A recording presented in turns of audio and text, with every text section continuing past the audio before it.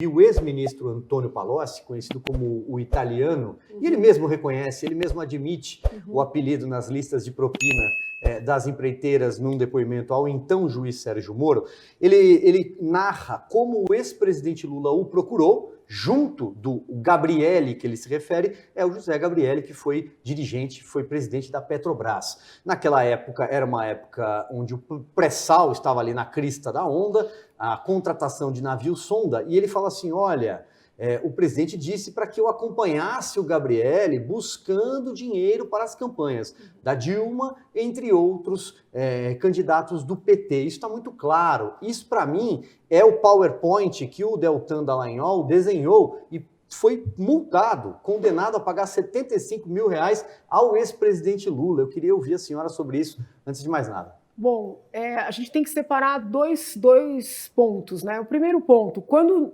um juiz vai verificar se cabe uma indenização, ele não pode avaliar com a cabeça do momento da sentença. Ele tem que avaliar pensando no momento dos fatos. Por quê? Porque no momento da sentença, ele estava lidando com uma pessoa que o Supremo Tribunal Federal exculpou, né? Critique-se ou não. Esse fato, o Lula hoje é uma pessoa livre.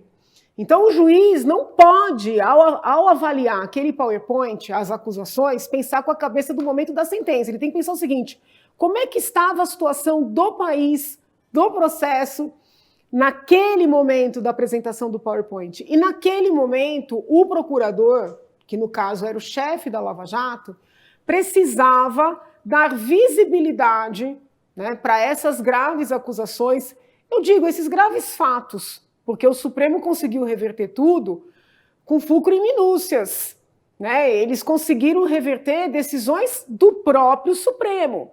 Então, o procurador precisava, vamos dizer assim, traduzir a gravidade do que vinha acontecendo para a população, porque se ele dependesse, com todo respeito, tá, mas da explicação da imprensa, né, ele não teria, porque os formadores de opinião estavam todos fechados com o PT.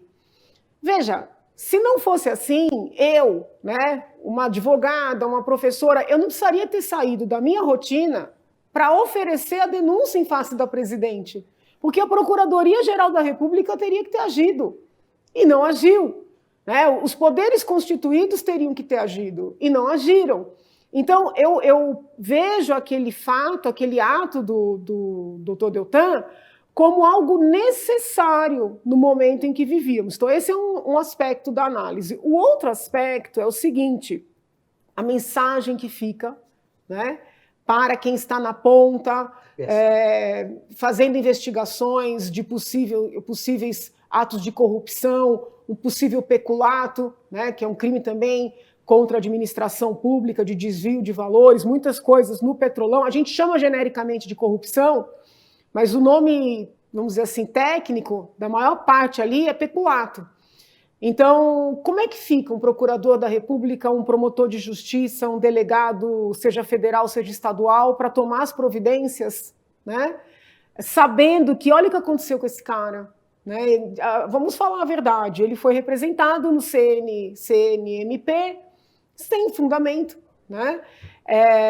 Foi obrigado a sair da carreira, mesmo ele não verbalizando isso, a minha análise, né, que pode estar equivocada, é de que ele foi obrigado, ele perdeu qualquer condição, viu todo o seu trabalho destruído, né, e nesse ponto acho que a situação do Sérgio Moro é muito parecida, e agora tem que pagar, né, e o valor, inclusive, que era aventado era um valor de milhão. R$1 milhão. Né? Então, assim, a mensagem é muito negativa, é uma mensagem, olha, não mexa com quem tem poder nesse país, entendeu? E sobretudo que o crime talvez compense, o que é ainda pior.